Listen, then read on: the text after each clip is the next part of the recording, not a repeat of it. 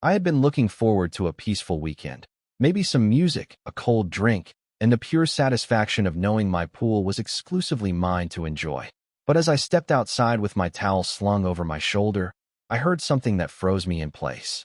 The unmistakable sound of splashing echoed through the air. Someone was already in my pool.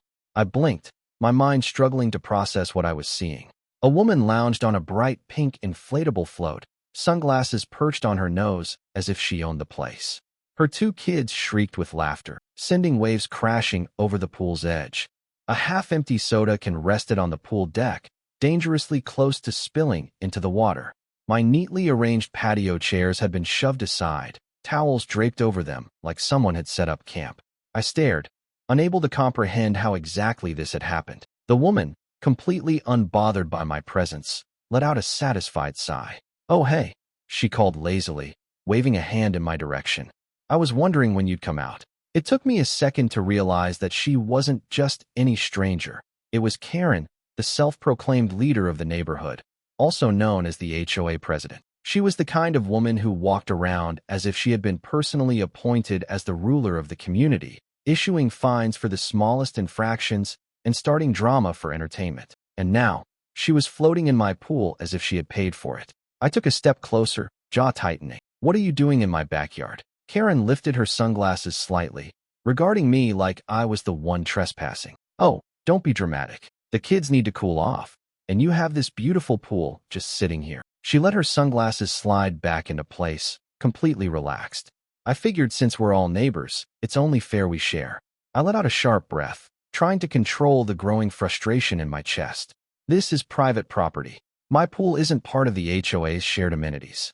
Karen smirked. "Actually, that's where you're wrong." She sat up, her float shifting in the water. "As HOA president, I implemented a new rule a few months ago: community pool access. Any backyard pool within our HOA is available for residents to use at their discretion." She gestured around my yard like she was giving a real estate tour. "It just makes sense, doesn't it? Otherwise, it's such a waste of space." I couldn't believe what I was hearing. I ran a hand over my face, forcing myself to stay calm. "That's not how property laws work, Karen. You can't just make up rules and expect them to override ownership." Karen waved me off, already bored with the conversation. "Oh, please. If you have a problem with it, take it up with the HOA board." She leaned back onto her float, closing her eyes. "But good luck with that." I clenched my fists. This wasn't just an invasion of privacy. It was outright theft. My water, my electricity, my property. And she had the audacity to act like it was hers. I glanced at the kids splashing around, oblivious to the tension, and decided I wasn't about to make a scene in front of them. But this wasn't over. Turning on my heel, I strode back inside and grabbed my phone. I scrolled through my emails, searching for the latest HOA regulations. Nothing. No mention of shared pool access. No new rules that had been legally added. Karen had been bluffing, making up nonsense to justify her entitlement. I immediately called the HOA office. After a few rings, a bored voice answered. "Homeowners Association, how can I help you?" I explained the situation, expecting them to be as outraged as I was. But the response I got made my blood run cold. "Oh, that's just Karen's new policy," the woman said, barely suppressing a yawn. "She's been pushing for more community sharing initiatives." I gritted my teeth. "It's not in the official rules. That means it's not legally enforceable, right?" A pause, then a hesitant. "Technically, no. But Karen has a lot of influence with the board." Of course she did. The HOA was practically her personal playground. I hung up, already formulating a plan. If Karen thought she could just waltz in and take whatever she wanted, she was about to get a reality check. I returned outside, my expression neutral. Karen cracked one eye open, smiling smugly. "Oh good, you're back. Could you grab me a lemonade? All this sun is making me thirsty." I ignored the request. "You need to leave." She sighed dramatically, stretching her arms. "I will eventually." I took a slow, deliberate step toward the pool. "Now." Karen's smile faded slightly, but she didn't move. "Are you threatening me?" I tilted my head, considering my next words carefully. "Not at all. But I'm not responsible for what happens if you don't get out of my pool right now." Karen sat up fully, her expression shifting into one of mild concern. "Excuse me." I pulled out my phone, tapping the screen. "See, the thing about having security cameras is that they record everything. I have footage of you trespassing inviting other people onto my property, and claiming my pool as public property. Now, I'm not sure what the legal consequences of that are, but I'd be more than happy to find out. Karen's face twisted. You wouldn't dare. I smirked. Try me. For the first time, she hesitated. She shot a glance at her kids, then back at me, probably weighing whether this battle was worth it. With a dramatic sigh, she finally swung her legs over the side of the float and climbed out of the pool. Fine, she huffed, grabbing a towel. But this isn't over. I watched as she gathered her kids, muttering under her breath about selfish neighbors and ungrateful jerks. She shot me a glare as she passed, but I simply smiled.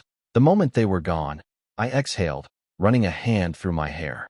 I had won this round, but something told me Karen wasn't the type to give up easily. If she wanted to fight over my pool, I was more than ready to give her one. And I had a feeling this was only the beginning. The morning after Karen's pool stunt, I woke up still fuming. I had hoped that after being caught red-handed, she would take the hint and back off, but deep down, I knew that wasn't how people like her operated. They didn't retreat, they doubled down. And sure enough, as I scrolled through my phone, I found exactly what I had expected, an HOA group chat flooded with messages about my so-called selfishness. Karen had wasted no time in twisting the narrative. It's really sad, she wrote, when some people refuse to be part of the community. If only everyone could be as generous as I am with my space. Generous? That was rich, coming from the woman who had stolen my pool for her personal enjoyment. A few of the usual HOA bootlickers chimed in, agreeing with her. It's just a pool, one said. Why not share? Another added, I think Karen's right. We should be allowed to enjoy the neighborhood's amenities together. I stared at the messages, fingers hovering over the keyboard. I could feel my blood pressure rising, but I wasn't going to let her bait me into a public argument. Instead, I decided to do what she never expected, use facts against her. I opened the HOA's official bylaws, scrolling through until I found exactly what I was looking for. 10 minutes later, I posted a response. Just to clarify, I typed, the HOA does not own private pools. They are the sole property of the homeowner, and no rule allows for community use. Any attempt to enforce such a rule is legally invalid. Then, just to drive the point home, I attached a screenshot of the official HOA regulations, highlighting the section that backed me up. For a moment, the chat went dead silent. Then, as expected, Karen came back swinging. Those rules are outdated, she insisted. As HOA president, I have the right to amend policies for the benefit of the community. I nearly laughed. The sheer audacity was almost impressive. I took a deep breath before responding. HOA rule changes require a board vote and written notification to homeowners. Where's the proof that any of this was ever approved? Again, silence. This time, it lasted longer. A few people started questioning her. Wait, was this actually voted on? One asked. I don't remember getting anything in the mail, another added. Karen, clearly realizing she was losing control of the situation, tried one last desperate attempt. If you don't want to share, that's fine, she huffed. But it's really sad to see someone be so selfish. I didn't bother replying. I had already made my point, and most people in the chat now saw through her nonsense. But if I thought that was the end of it, I was sorely mistaken because Karen wasn't done, not by a long shot. Later that afternoon, I heard the sound of laughter and splashing again. My stomach twisted as I rushed to the window. Sure enough, there they were, Karen's kids, along with 2 other neighborhood families, happily playing in my pool like it was a public water park. My lawn chairs had been rearranged, coolers had appeared, and someone had even dragged a portable speaker outside, blasting music loud enough to rattle my windows. I stormed outside, my patience completely gone. What the hell is going on? I demanded. Karen, lounging in the shade with a drink in her hand, didn't even look up. Oh, don't be so dramatic, she said casually. We're just having a little neighborhood gathering. I clenched my jaw so hard it hurt. On my property? Without my permission. She finally turned to face me, her expression dripping with fake innocence. Well, you made it clear you didn't want to share, but the rest of us agree that this pool should be enjoyed by everyone. You can't just hoard resources when so many people could benefit. I stared at her, unable to believe the absolute nerve of this woman. You are trespassing, I said slowly, trying to keep my voice steady. Every single one of you. One of the other parents shifted uncomfortably. We just thought. He's just being difficult, Karen cut in. If he really had a problem, he would have called the police by now. Oh, she wanted to play that game? Fine. I pulled out my phone, scrolling through my contacts until I found the number for the non-emergency police line. "You've got 5 seconds," I said, my voice cold as ice. Karen's smug grin faltered just slightly. "You wouldn't." I tapped the call button. "Trespassing is a crime, Karen, and I have security footage to prove it." Now the other parents looked downright panicked. One by one, they grabbed their things, hastily calling for their kids. Karen was the last to move, glaring at me the entire time. "This isn't over," she hissed. I didn't respond. I simply waited until the last of them had finally left before letting out a long breath. My hands were still shaking, adrenaline pumping through my veins. This was beyond ridiculous. Karen had made it clear she wasn't going to stop until she got her way, but I wasn't about to roll over and let her take what was mine. I spent the rest of the evening setting up new security measures. I installed a new lock on the gate, adjusted the motion sensor lights, and even considered putting up a sign that said trespassers will be prosecuted. But something told me none of that would be enough. Sure enough, the next morning, my phone buzzed with a notification. I checked the security footage, and there she was, Karen, standing at my gate, inspecting my new lock with an irritated expression. She tried the handle, found it wouldn't budge, and actually stomped her foot like a child throwing a tantrum. Then, to my absolute disbelief, she pulled out her phone and started making a call. I had a feeling I knew exactly who she was calling. An hour later, I got an email from the HOA. "Dear homeowner," it read, "we have received complaints regarding the unfair restriction of community pool access. Please be advised that this matter is under review." I let out a short laugh. Unfair restriction? On my own property? I wasn't just dealing with an entitled neighbor anymore. I was dealing with a full-blown power struggle. And if Karen wanted a war, she had just officially declared one. I cracked my knuckles, my mind already spinning with ideas. It was time to get serious, and I had the perfect plan. Sitting in my backyard, staring at the pool that had become the center of a ridiculous war, I knew I couldn't let this go on. Karen had crossed every boundary imaginable, twisting the HOA's rules to fit her delusions of power. She had barged into my property, thrown unauthorized pool parties, and now had the nerve to escalate things through official channels. I had already won the argument with logic, but she wasn't the kind of person who accepted reason. If I wanted this to stop, I needed to hit her with something she'd never see coming. And then, like a lightning bolt, the perfect idea struck me. It started as a joke. I was venting to my friend over the phone, telling him about Karen's latest antics, when he laughed and said, "Man, you should just replace the water with something insane, like Jello or something." There was a pause as I let the words sink in. Then, slowly, a grin spread across my face. Why not? Why not turn this entire ridiculous situation into the most absurd, over-the-top prank possible? If Karen thought my pool was public property, let's see how she liked it when it wasn't water she was diving into. I immediately got to work, researching exactly how much gelatin mix I would need to turn my entire pool into one giant, gelatinous trap. The numbers were staggering. It would take hundreds of pounds of gelatin mix and a ridiculous amount of cooling time to get it to set. But the beauty of it was completely harmless.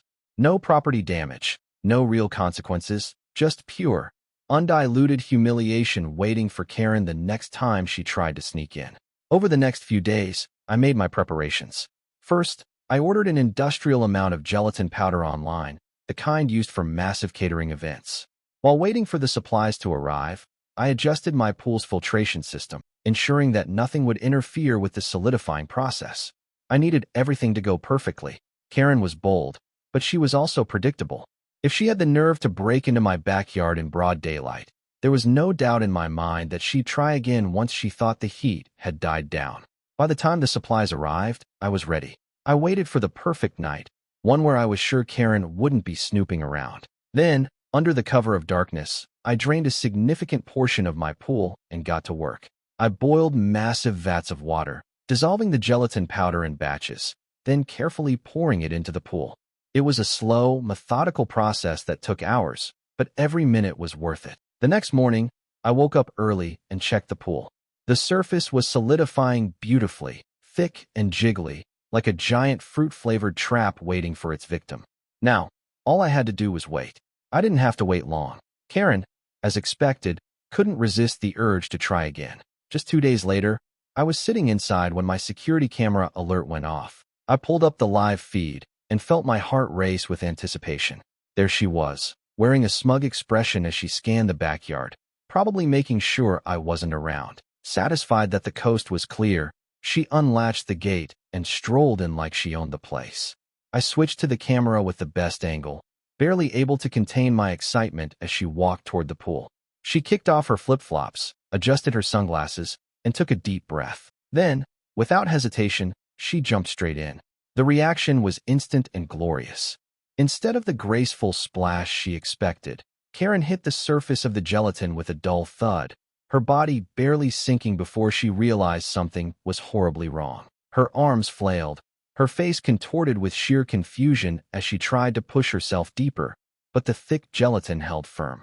She let out a shriek, kicking wildly, only for her legs to become trapped in the wobbly mass. She was stuck, completely and utterly stuck. For a second, she froze, as if her brain was trying to process what had just happened.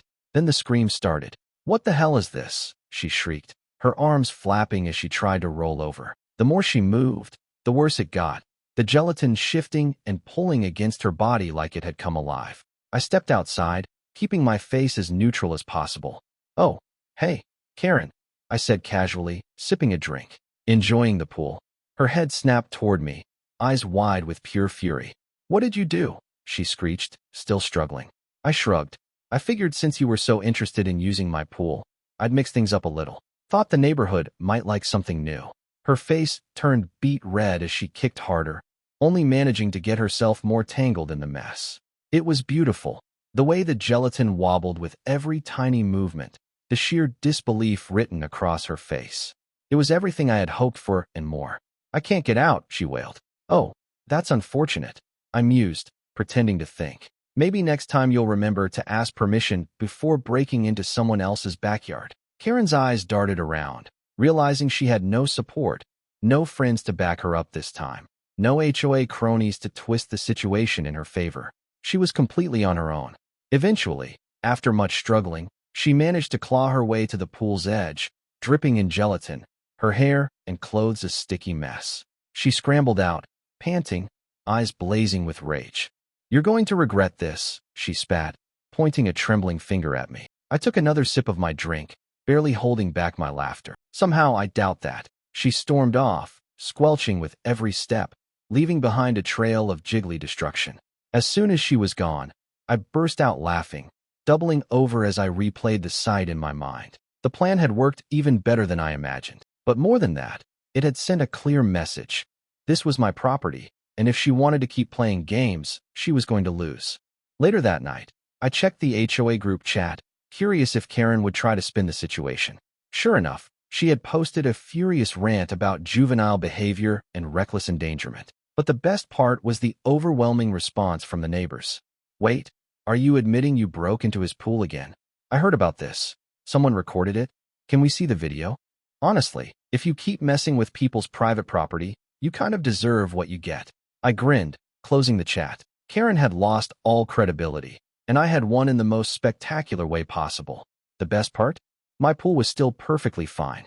A little cleaning, a little filtering, and it would be back to normal in no time. Karen, on the other hand, would be trying to wash gelatin out of her hair for weeks. Karen was furious. That much was clear the moment she stormed out of my backyard covered in sticky, jiggly gelatin. I knew she wasn't going to take this humiliation lightly. People like her never did. I expected some retaliation, but even I underestimated just how far she was willing to go. The first sign of trouble came early the next morning. I woke up to the sound of my phone buzzing repeatedly. I groggily reached for it, only to find my inbox flooded with emails from the HOA. Subject lines like "Urgent HOA Violation Notice," "Immediate Response Required," and "Unauthorized Pool Modifications" stared back at me. I scrolled through, my irritation growing with each message. Apparently, Karen had wasted no time filing an official complaint, claiming I had compromised the safety of the neighborhood by turning my pool into a hazard. She wrote a dramatic report detailing how she had barely escaped with her life after being trapped in an unknown chemical substance. I nearly laughed out loud at the absurdity. She was acting like I had filled the pool with quicksand instead of harmless, edible gelatin. But that wasn't the worst part. The final email contained a notice from the HOA board stating that they were calling an emergency meeting to discuss my violation. My jaw tightened. Karen was actually trying to weaponize the HOA against me, twisting the rules to punish me for embarrassing her. I wasn't about to let that happen. That afternoon, I walked into the HOA meeting prepared for battle. The board members sat at a long table in the clubhouse, while a small audience of homeowners gathered behind me. Karen was already there, sitting smugly at the head of the table, arms crossed. The moment she saw me, she let out a dramatic sigh and shook her head. Well, she said loudly, making sure everyone could hear. I see our local prankster decided to show up. I ignored her and took my seat. The HOA president, an older man named Roger who had always been annoyingly neutral, cleared his throat and began reading from a prepared statement. We've gathered here to discuss a serious complaint filed by Karen regarding a gross misuse of a personal amenity that potentially endangered community members. I scoffed. Endangered?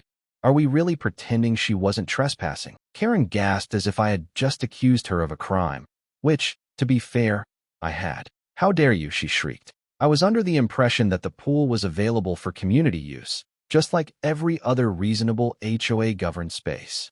I folded my arms. So, your defense is that you believed it was public property?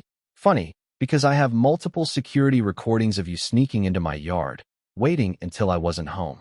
That doesn't sound like someone who thought they had permission. The room murmured. A few people in the audience whispered to each other, and I could see some of them were clearly amused. Karen's face twitched, but she quickly covered it with an exaggerated frown. This isn't about that, she snapped. This is about safety. You created an unsafe environment. I could have drowned. I let out a short laugh. In gelatin, Karen? Do you even hear yourself? You didn't drown. You got stuck in a harmless dessert. If anything, you had the most ridiculous spa treatment of your life. Laughter rippled through the audience, but Roger held up his hand for silence. Regardless of the circumstances, we must evaluate whether this was an HOA violation. He turned to me. The concern is that your modifications to the pool could attract other people, including children, who might not understand the risks. I nodded. I hear you. But here's the thing. I didn't invite anyone into my backyard. Karen broke in, trespassed, and suffered the consequences of her own actions. If anything, this should be a case against her, not me. Karen jumped up from her seat, face flushed with rage. You set me up? You did this on purpose to humiliate me. I tilted my head. And yet, the only reason it worked is because you kept trespassing. If you had just respected my property, this never would have happened. More whispers spread through the crowd. Even Roger looked uncertain now. Karen had overplayed her hand. She had tried to turn this into an HOA issue, but all she had really done was confirm that she had been breaking the rules all along. Finally, Roger sighed. After reviewing the situation, the board does not find sufficient grounds to penalize Jake for his actions. Karen's mouth dropped open. What? Roger continued, ignoring her outburst. However, we do find that Karen was in violation of property boundaries.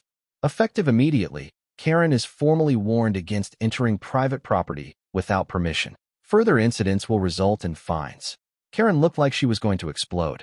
Her face turned an unnatural shade of red as she whipped toward me. This is a setup. You're all against me. Someone in the audience chuckled. Maybe stop breaking into people's backyards. Karen let out an incoherent scream and stormed out of the clubhouse, slamming the door behind her. I sat back, exhaling slowly as the board wrapped up the meeting. I had won, and this time, it was official. But even as I walked home, I knew Karen wouldn't let this go. She had been embarrassed in front of the entire neighborhood, stripped of her power, and now had no way to justify her behavior. That kind of humiliation didn't sit well with people like her. Sure enough, later that evening, I heard a knock at my door. I checked the peephole and groaned. Karen stood there, her arms crossed, her expression livid. I opened the door just enough to lean against the frame. What do you want, Karen? I asked, already exhausted. She sneered. You think you've won, don't you? I raised an eyebrow. Pretty sure I did, yeah. She leaned in slightly, lowering her voice. You have no idea who you're messing with. You might have embarrassed me, but this isn't over. I'll find a way to get back at you. I smirked. You already tried. Didn't work. Maybe take the loss and move on. Her lips curled in frustration, but she didn't have a comeback. Instead, she spun on her heel and stomped away into the night. I watched her go, shaking my head. I had no idea what she was planning next, but one thing was certain. This war wasn't over yet. The days following the HOA meeting were quiet, almost too quiet. Karen had made her dramatic exit, vowing revenge, but nothing happened immediately. It was strange. She wasn't the type to let something go, especially not something as humiliating as what had happened to her. I knew she was planning something, and all I could do was wait for the next ridiculous move she would make. Then, one morning, I noticed something unusual. A for sale sign had been planted in Karen's front yard. At first, I thought it was a prank, but as I stepped outside, I saw Karen herself standing on her porch, arms crossed, looking furious. A real estate agent stood beside her, talking animatedly, but Karen wasn't listening. Her jaw was clenched, her face pale with frustration. It didn't take a genius to figure out what had happened. The HOA board had finally turned against her. Word had spread fast about the gelatin incident, and after the meeting, people had started questioning how much power Karen really had. Some residents had already been fed up with her antics. But now, with public humiliation to back it up, they had enough leverage to push her out. The board had forced her to step down as HOA president, stripping her of her control over the neighborhood. Without her self-appointed authority, she had lost her grip on the community. And with that loss came something even worse. No one wanted to deal with her anymore. I could see it in the way people walked past her house, avoiding eye contact. Some neighbors who used to chat with her now pretended they didn't see her. The power she once held had vanished overnight, and for someone like Karen, that was unbearable. Selling her house was her only option, but even that wasn't going smoothly. I heard rumors that potential buyers backed out the moment they found out who the previous owner was. Apparently, Karen had built such a terrible reputation that people didn't want to inherit her mess. It didn't help that homeowners warned interested buyers about the nightmare neighbor they'd be replacing. No one wanted to move into a house associated with her name. I had almost started to feel a little bad for her, but then I remembered all the trouble she had caused. She had brought this on herself. A few weeks passed, and then one afternoon, I received an interesting call. My friend, who had been casually looking for a house in the area, called me laughing. "Guess whose house I just put an offer on?" he said, barely containing his amusement. I knew before he even said it. "Karen." I burst out laughing. "You're kidding me." "Dead serious." I lowballed the hell out of the offer too, and she took it. It was poetic justice. After everything she had done, after all the power plays, the threats, and the manipulation, Karen was being forced out of the neighborhood and into financial defeat. She had spent years making everyone's life miserable, and now she was being replaced by someone who knew exactly what she had done. My friend wasn't the type to start drama, but he wasn't about to tolerate someone like Karen. If she had hoped to leave quietly and start over, that dream had officially died. The day she moved out was a spectacle. I sat on my porch, sipping a drink, watching as the moving trucks came and went. Karen stomped around, barking orders at the workers, her face permanently twisted into a scowl. A few neighbors gathered to watch, some pretending to be outside for completely unrelated reasons, but it was obvious they were there for the show. At one point, Karen caught me watching. Our eyes met, and for a brief second, I thought she was going to march over and say something. But then, as if realizing she had lost the battle, she simply turned away, muttering something under her breath. I smiled to myself. It was over. Once she was gone, life in the neighborhood seemed to shift. The tension that had existed for years, the unspoken fear of HOA fines and ridiculous new rules, disappeared overnight. People started using their yards more freely. Kids played outside without parents worrying about Karen sneaking around with a clipboard, taking notes for another fabricated violation. It was like a weight had been lifted. Then came the final cherry on top. A few weeks after Karen's departure, the HOA sent out an official notice stating that all of Karen's previous rule changes were being reviewed. Several of them were deemed unenforceable, including her infamous attempt at claiming private pools for community use. It was as if her entire reign had been erased from existence. As for me, I celebrated by throwing a party, the first real party I had ever hosted in the neighborhood. Not an HOA-approved event, not a forced community gathering, but a genuine, laid-back party with music, food, and good company. The best part? It was poolside. My friend, now the proud owner of Karen's former house, showed up with a grin. "Never thought I'd be able to enjoy this neighborhood without fearing an HOA fine," he joked. I raised my drink in agreement. To freedom. As the night went on, I realized something. This whole ordeal had started as a simple invasion of privacy, an entitled neighbor thinking she could do whatever she wanted. But it had turned into something much bigger, a lesson in standing up for yourself, in setting boundaries, and in refusing to be bullied by people who thrive on control. Karen had tried to claim my pool as her own. In the end, She lost everything. And my pool? It had never looked better.